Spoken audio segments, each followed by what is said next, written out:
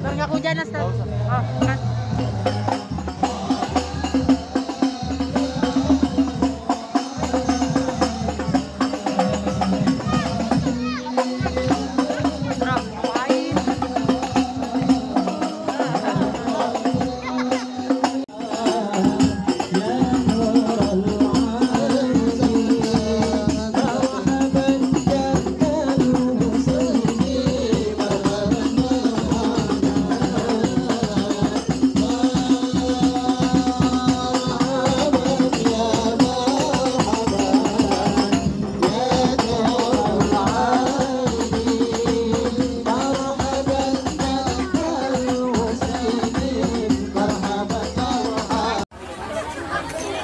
Dikulung-kulung makan es batu. Assalamualaikum warahmatullahi wabarakatuh. Salam warahmatullahi wabarakatuh.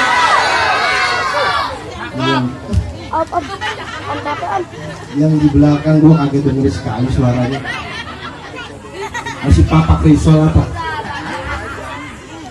Saya doain yang jawab salam saya biar hidupnya berkah, rezekinya bertambah-tambah, syukur-syukur bisa berangkat ke Mekah, bisa ziarah di kota Madinah. Ibu-ibu yang berangkat ke Mekah pulangnya rumahnya mewah-mewah. Yang bapak-bapak pulang ke Mekah, insya Allah rezekinya bertambah-tambah, hidupnya berkah, istrinya pun juga berbahagia. Amin. Bertambah. Rumahnya mentang-mentang enakan gitu mau kawin lagi. La ilaha illallah. Saya ulang, assalamualaikum warahmatullahi wabarakatuh.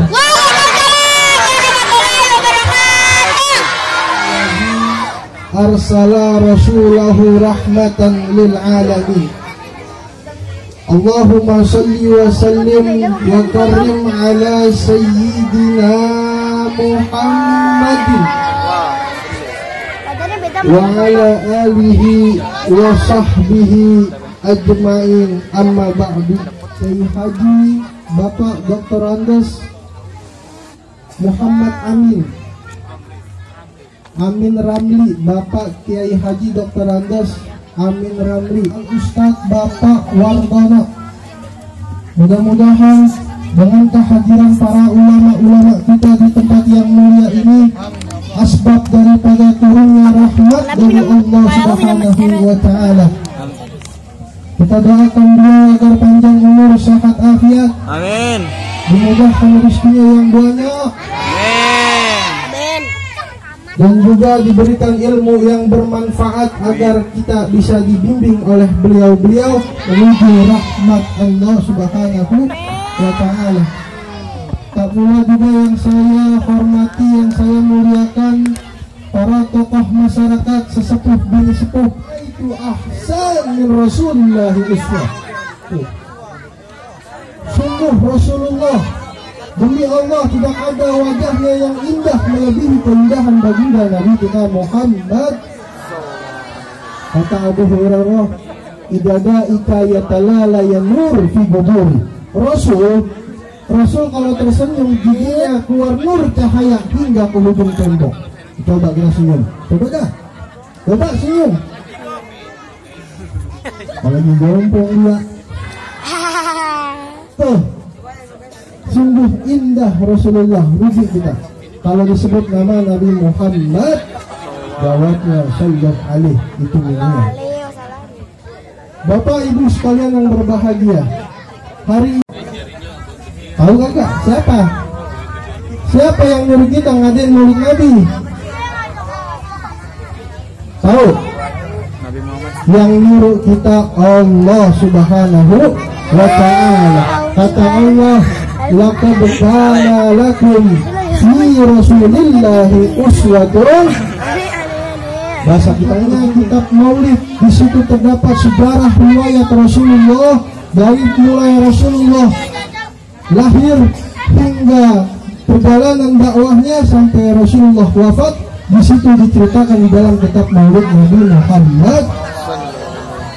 Maka tadi kita dengerin tuh pembacaan Maulid apa namanya, Syimpidurar. Timbullah kitab-kitab Maulid kayak Syarafal Amin, Ad-Diya'ulani, Syimpidurar, Al-Barjani, Ad-Dibai. Itu ulama-ulama kita terdahulu cerdas. Kenapa dia ciptakan? Supaya kita kenal mana? Ini kadang kenalnya sama Andin sama Al doang. Gitu ya. Tahu? Nonton juga nih.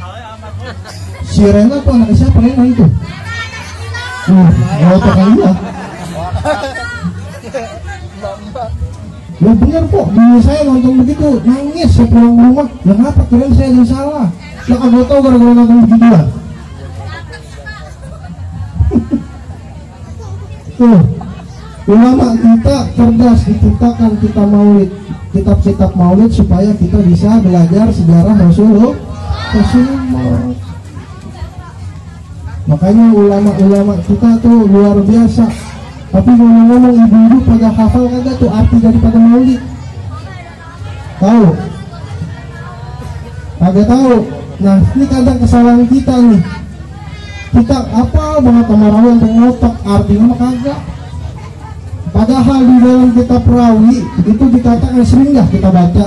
Nahnu jiranun bihal harami haramil ihsan biwal. Pengarang rawi yang ngomong nahnu jiranun bihal harami, kami ini benar-benar tetangganya Masjidil Haram. Nahnu min qaumin bisa kamu, bahkan kami tinggalnya di situ. Wabihi min khawfihim hamid, dari aman Mekah sampai sebelum Mekah. Berarti yang ngarang kitab Maulid benar-benar temannya Nabi. Jadi Maulid Nabi dari zaman dulu udah benar ada, bukan zaman sekarang aja.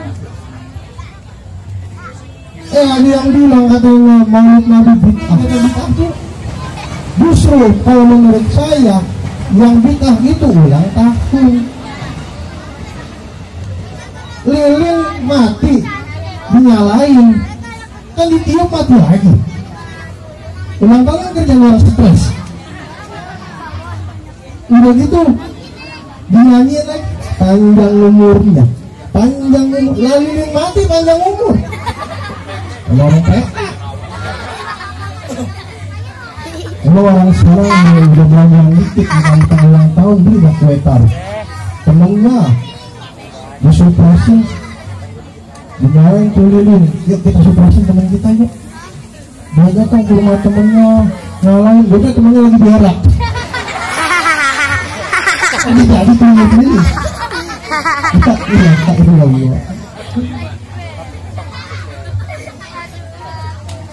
Dalilnya mana dalilnya? Kata orang Solo orang duluan. Lu ngadain Maulid Nabi dalilnya mana? Pakai dalil. Dan Nabi cinta sama kita kagak pakai dalil ya. Betul. Apa buktinya? Man ahya sunnati faqad ahabbani. Wa man ahabbani kana ma'i fil jannah.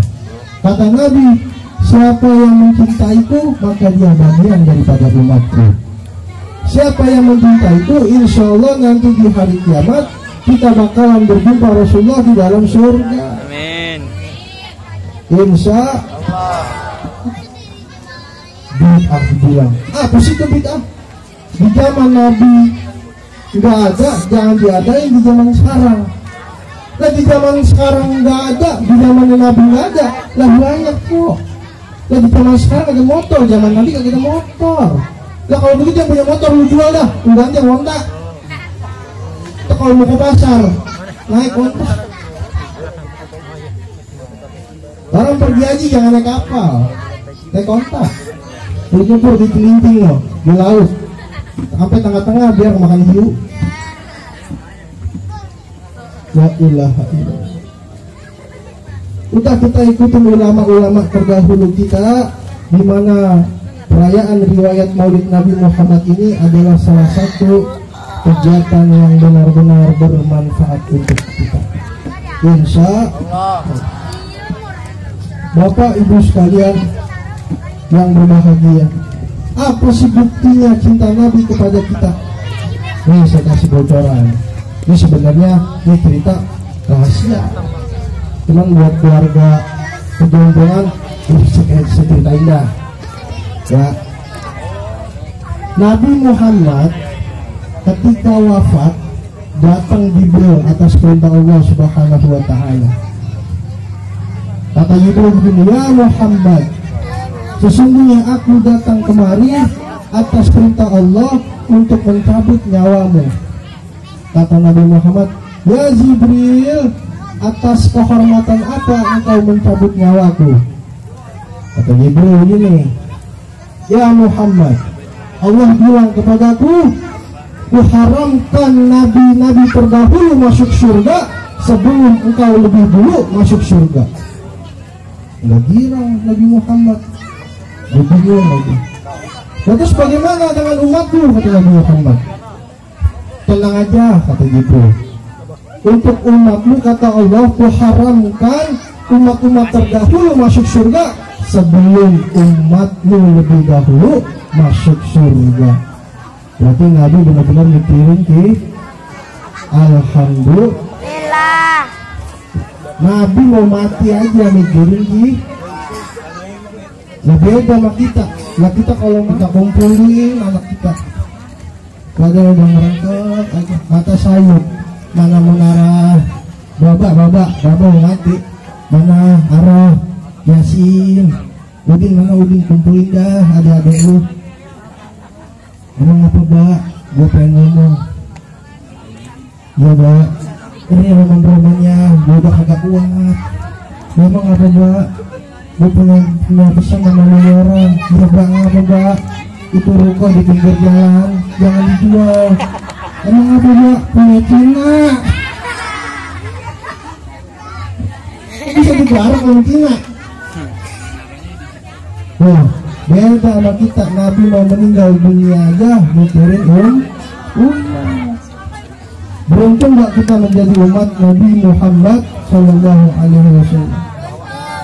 Beruntung kagak nongol kok kirain. Ya bagaimana mau nongol, orang rata. Semua pada rebah, pada mati. Malaikat mati, pejabat mati, gubernur mati, ustadz belakangan enak aja lu. Semua pada mati kok. Dicari dah siapa yang dulu berkuasa di dunia ini, pemimpin-pemimpin di dunia ini, segera nongol. Mau kata Allah begitu. Mana Jokowi, mana Jokowi? Kiamat, jangan baper lah pemimpinnya. Kiamat, Jokowi dicari. Yang agak nongol lah masih rebah. Ya Allah, habis kok di hari kiamat semuanya. Dibangkitkanlah mulai satu persatu makhluk dari Allah, yaitu malaikat dibangkitkan satu persatu. Dibentuk panitia, malaikat jadi panitia di hari kiamat. Oh, hari kiamat aja ada panitianya kok, nggak cuma Maulid Nabi. Siapa yang ngambil kiai, nggak ada temuan, siapa yang nyari dana. Hari kiamat pun juga ada panitia. Malaikat Ridwan dipanggil oleh Allah. Ya Ridwan, labbaik ya Rabb.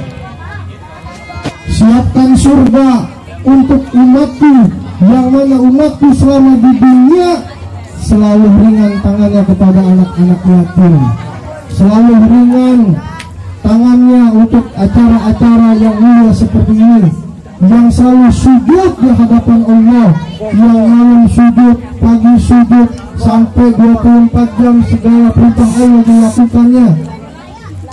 Baik ya Rabb, saya akan siapkan seperti ya Malik, mana malaikat Malik? Kata Allah. Baik ya Rabb. apa tugas saya ya Rabb. Ya Malik, siapkan neraka untuk umatku yang semasa hidupnya selalu ngekek botol, judi, nggak pernah sembahyang, rumah dekat masjid nggak pernah sembahyang, yang kulitnya merki sampai ke bol-bol kuning, pantat toret putih. Wah, orang kalau udah kulitnya sampai pantat kuning dan motok kok udah bangetan. Kalau makan ikan sampai kepala-palanya diperauk. Apalagi ibu sekarang, ikan di presto, ikan di presto tulangnya habis, dimakanin kucing pada melongo, makanya pada kurus. Ya ilaha illallah. Bener Disiapkanlah neraka oleh Malik. lu masukin sana no sampahnya. Kata Allah Subhanahu wa ta'ala, ya Malik, ya Ridwan, siapkan segala perintah yang telah kuperintahkan, kata Allah. Disiapkan, dipanggil malaikat Jibril, malaikat Mikail. Ya Jibril, engkau berangkat ke surga, ambil buruk, siapkan buruk yang indah, yang paling bagus untuk membentuk kekasihku baginda Nabi kita Muhammad. Ya baik ya Rabb, kata Jibril. Berangkat di bawah sama Mikail. Dia berangkat, bangunin Nabi Muhammad di dalam kuburnya untuk dijemput untuk berada di surga yang telah Allah siapkan untuk baginda Nabi kita Muhammad. Selama perjalanan Jibril Nabi Mikail kongkok. Kata Mikail, Jibril, ini Allah nyuruh kita buat bangunin Nabi Muhammad. Ini bagaimana ceritanya? Gak boleh habis rata. Ya kita nyari bagaimana? Kata Jibril, iya ini gimana urusannya? Ini kalau dicari di Google Maps juga nggak ketahuan ini. Ya rata kok habis.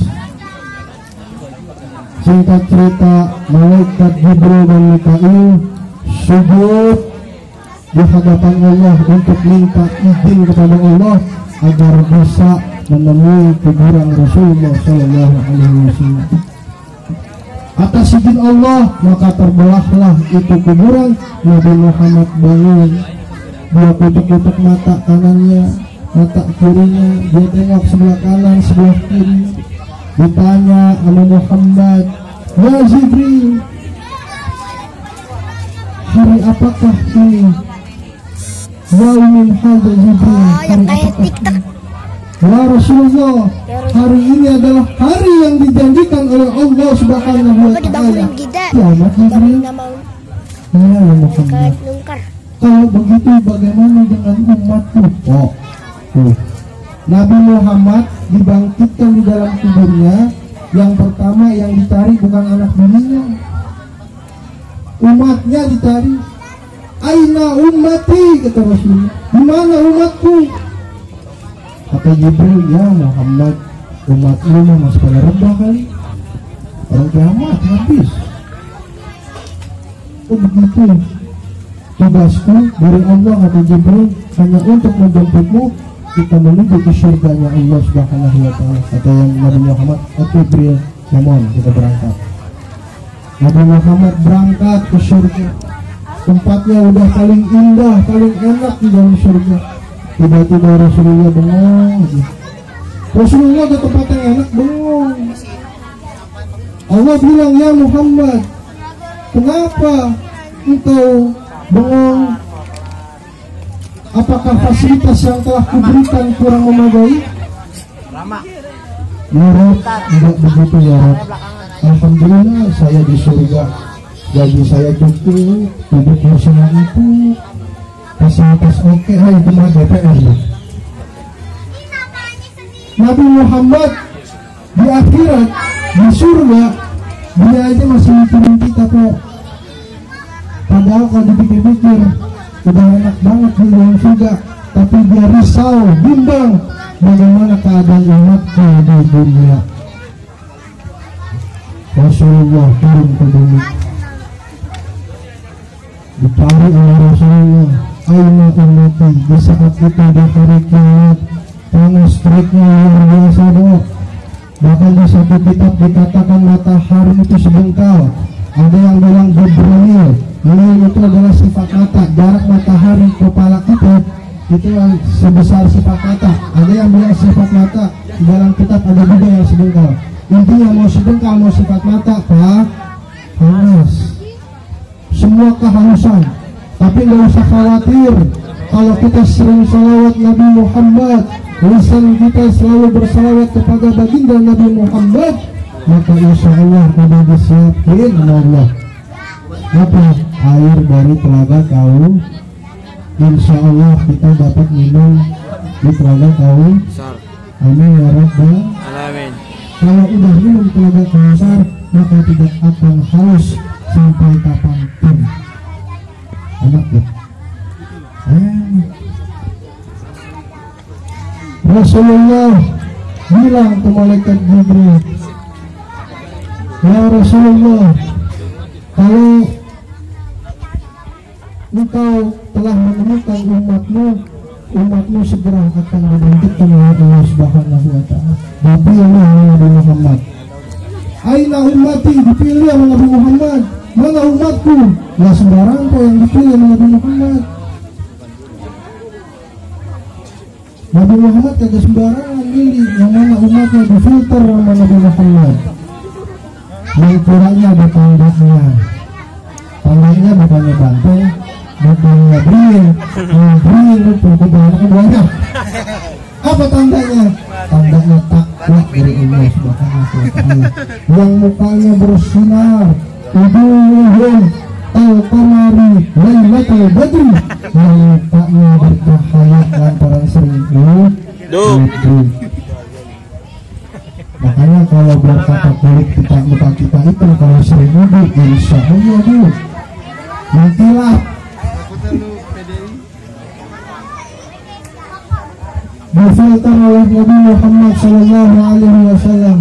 Berkumpullah kita umatnya, insya Allah kita mendapatkan syafaatul uzma dari baginda Nabi kita Muhammad. Amin ya Rabbal Alamin. Saya tutup keterangan atas dasar cinta. Dengan rasa cinta ada sosok seorang lelaki yang merubah hidupnya karena lantaran cinta kepada baginda Nabi kita Muhammad. Saya mengingatkan di dalam kitab Ad-Dubai, di situ diceritakan al-hadisul tsani an Atha ibn Yasar an Ka'bul Ahbar. Saya mengingati sosok yang bernama Ka'ab al-Ahbar. Tahu bu? Bu, bunda pada sibuk sendiri. Tahu Ka'ab al-Ahbar? Tahu? Haji Rama Irama tahu bu?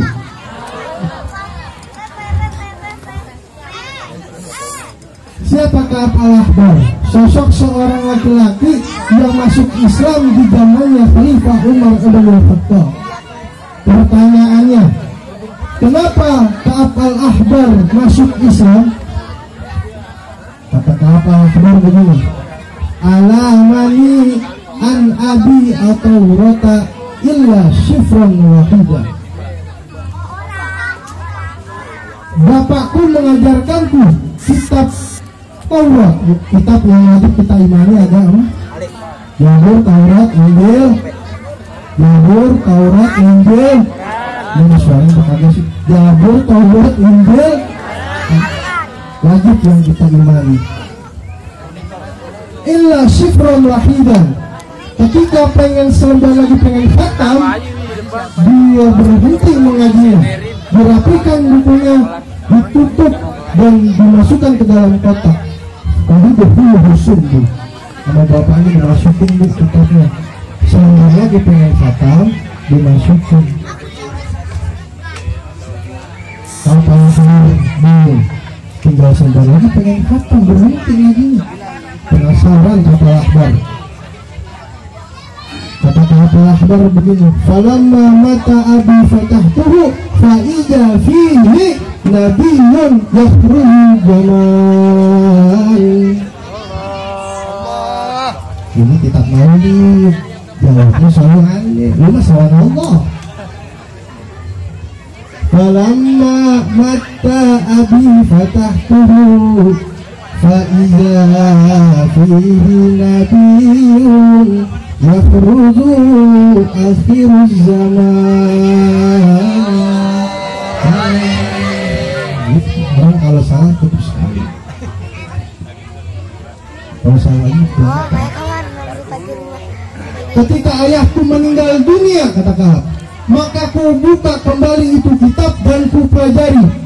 Ternyata di halaman terakhir itu isinya faiza fihi nabiyyun yakhruju akhir zaman. Akan datang sosok seorang nabi di akhir zaman yang diutus oleh Allah Subhanahu wa taala. Apa ciri-cirinya? Mauliduhu di Makkah wa hijratuhu bil Madinah wa sultanuhu bisam.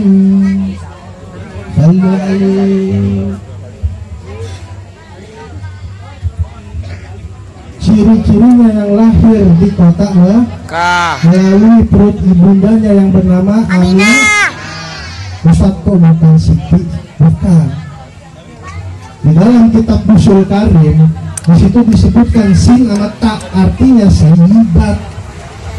Sosok seorang perempuan yang dihormati, yang dimuliakan di zaman itu. Lah kok orang Indonesia Siti Ustaz? Bahasa Indonesia nggak dari disebutnya Siti Ani. Itu nggak masalah dah. Nah, yang masalah nama Siti dilaguin pula. Indung Siti Aisyah mandi di kali, rambutnya basah, tidak sembahyang, tidak puasa, di dalam kubur. Pertanyaannya, kenapa si Aisyah yang di alam kubur disiksa? Kenapa kagak diganti tuh lagu? Indung Sophia laju bak. La ilaha illallah. Kapal Ahbar dipelajari itu kitab di halaman terakhir, diisinya ternyata akan lahir sosok seorang nabi di akhir zaman. Dipelajari sama kapal Ahbar bagaimana sosok Rasulullah, budi pekertinya, akhlaknya, bagaimana bersosialisasinya sesama tetangganya, bagaimana perjalanan dakwahnya, sehingga menimbulkan rasa mahabbah, rasa cinta yang keluar dari benak hati Ka'ab al-Ahbar. Walaupun nabi yang gak ada, dipelajari itu kitab sosok Nabi santunnya luar biasa, dakwahnya luar biasa, halus bagaikan air yang masuk ke dalam rumah, maka cinta Ka'ab al-Ahbar mulai terbentuk. Sehingga Ka'ab al-Ahbar memberanikan dirinya untuk masuk Islam di tangannya Sayyidina Umar ibn al-Khattab. Tuh, karena cinta bisa merubah orang untuk menjadi lebih baik lagi, insya Allah.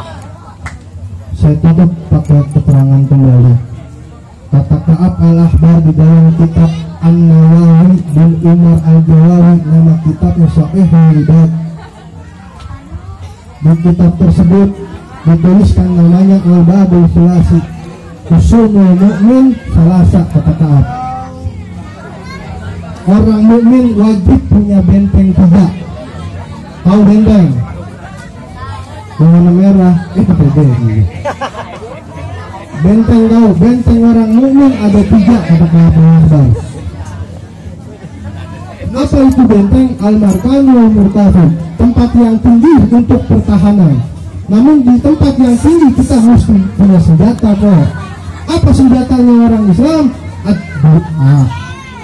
Doa wajib minta sama Allah agar hidup kita selamat dunia. Kata Ka'ab, benteng orang mukmin ada 3. Apa yang pertama? Al-Masjid. Masjid jadikan benteng pertahanan. Ini bukan masjid main besar-besaran, main indah-indahan. Bukan itu. Tujuannya untuk memakmurkan masjid. Sholat berjamaah di masjid. Ibu, bapak, kalau bapaknya nggak bisa jadi imam di dalam rumah tangganya, ibu-ibu ambil kendali jadi imam. Foto pintu laki, bang, azan berkumandang, bahwang di masjid. lakinya gondrong. Emang ada apaan di masjid? Memang ada sholat kita? Sembahyang. Sembahyang. Nyampe ke masjid dia bengong. Ya dia ngapain ya? Dia sholat kita. Kalau laki tidak bisa sembahyang di masjid karena ada kebutuhan lain, maka ibu perintahkan suami ibu untuk jadikan rumah ibu sebagai mushola. Suruh laki jadi imam. Bang, imam, kita jamaah. Oh, terus siap kata lakinya. Tapi kan gue agak yakin ya bang. Wah, gimana? Saya jadi imam. Kata lakinya, laki udah rapihin saf. Bini satu di belakang, anak 12 bentet di belakang. Aja berapa? Ini gondrong. Kata lakinya sayun. Kata lakinya, Kalau lagi jam 10 kan ayah. laki gue kayak imam aja. Allahu Akbar.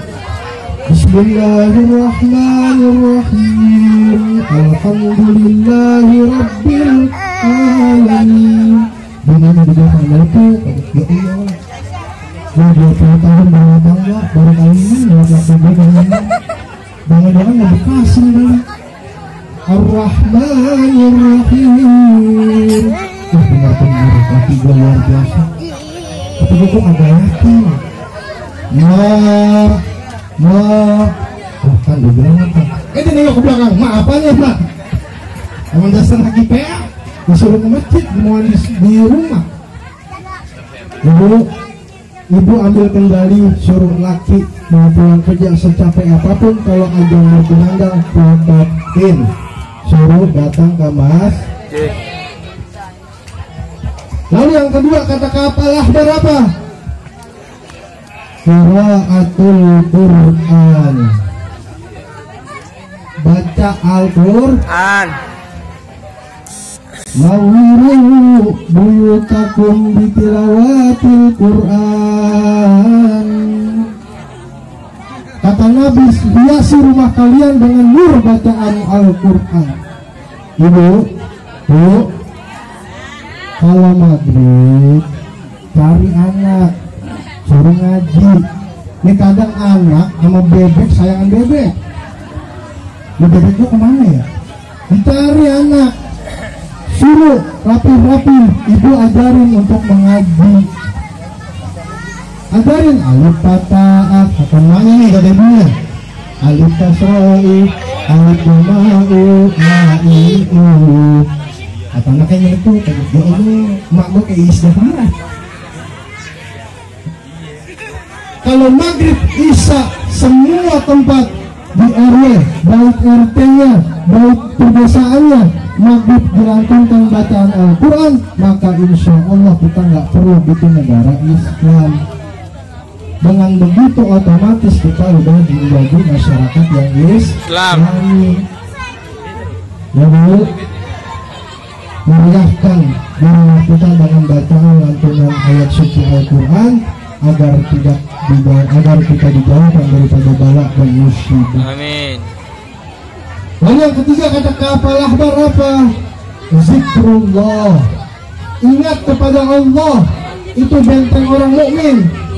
Di ayat sifatin kanat, dengan kanat apa aja kita ingat kepada Allah. Yuk, tanggal 2, potong bawang. Untung udah nggak jadi pegang. Di ayat sifatin kanat, dengan kanat apa aja? Ayam. Ya Rabbi, Mustafa, tanggal 2. Harus bawang, dalam batu, sedana, akibat lagi. Harus berdiri, zikir, ingat kepada Allah. Tanggal muda, laki baru gajian, masakin yang enak, biar laki senang, goreng ikan paus. Tapi senang bebas, banyak, ya kan? Ingat kepada Allah. Zikir ya Rabbi bil Mustafa Balik maqasidana Wahur Wasi'al lakinya gondrong, yang bahar 2, satu di mana-mana. ya preman pasar. Cuma nyampe rumah mobilnya takut. Dan sini ikan paus matang. Cocok bang pakai kecap, cuapin kata lakinya. Iya lu jawabannya. Disuapin sama lakinya, sama bininya. Lakinya kok kenyangan. Betahak bininya mentahak. Lakinya gondrong. Artinya apa? Di setiap kondisi apapun kita harus ingat kepada Allah. Kalau ini kita terapkan, insya Allah hidup kita barokah. Jangan sampai rumah tangga kita jauh daripada 3 benteng tersebut yang disebutkan oleh Ta'atal Akbar. Bapak Ibu sekalian yang berbahagia, dengan momen Maulid ini mari sama-sama pulang dari tempat ini, kita bawa manfaat dari tempat ini, kita terapkan di rumah kita. Selamat dunia akhirat. Dan saya doakan dengan pulang tempat dari tempat ini, tiada lain dan tiada bukan dosa-dosa kita dilunturkan oleh Allah Subhanahu wa Ta'ala. Amin ya Rabbal. Kita hidup harus takwa, Bu. Kalau kita nggak takwa kepada Allah, jauh rezeki, Bu. Kalau urusan takwa, kita jangan sampai kalah sama yang namanya batu. Ini terakhir ada cerita ketika Rasulullah SAW berjalan pulang berdakwah, dia dengar suara batu lagi nangis. Ini siapa yang nangis? Kata Rasulullah, sampai merintih begini. Ternyata yang nangis batu. Ditanya sama Rasulullah, "Maya bekika ya Hajar, apa yang kau tangisi wahai batu?" Batu menjawab, "Ya Rasulullah, bagaimana aku tidak menangis serintih ini tatkala aku mendengarkan adanya suatu ayat yang mengatakan waquduhan nasu wal hijrah, nanti bahan bakar api neraka terbuat daripada batu sama manusia." Ya. Manusia yang selalu banyak maksiat. Ya. Batu, Bu, terbuat dari zat yang paling keras tapi lembut hatinya karena takut kepada Allah, dibagikan salah satu bahan bakar api neraka. Kita manusia yang hatinya terbuat daripada daging yang selembut itu, tapi kita tidak takut atas siksa api neraka Allah Subhanahu wa Ta'ala. Jangan sampai kalah sama batu. Manusia adalah makhluk sempurna, masa kalah sama batu. Insya Allah pulang dari tempat ini kita semakin takwa, ibadah kita semakin rajin, dan kita bisa menerapkan sunnah-sunnah Rasulullah di dalam rumah tangga kita. Kurang lebihnya saya mohon maaf apabila ada salah kata yang keluar dari mulut saya. Mudah-mudahan juga apa yang saya sampaikan ini dapat bermanfaat khususnya untuk Al-Fadhil sendiri dan untuk jamaah sekalian. Kurang lebihnya saya mohon dibukakan pintu maaf yang sebesar-besarnya.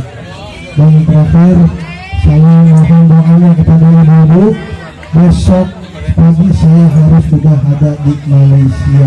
Malam ini saya take off ke bandara. Ustaz, memang di Malaysia ada acara apa pagi-pagi? Mau ngatin Ipin dan Upin. Assalamualaikum warahmatullahi wabarakatuh. Waalaikumsalam warahmatullahi wabarakatuh.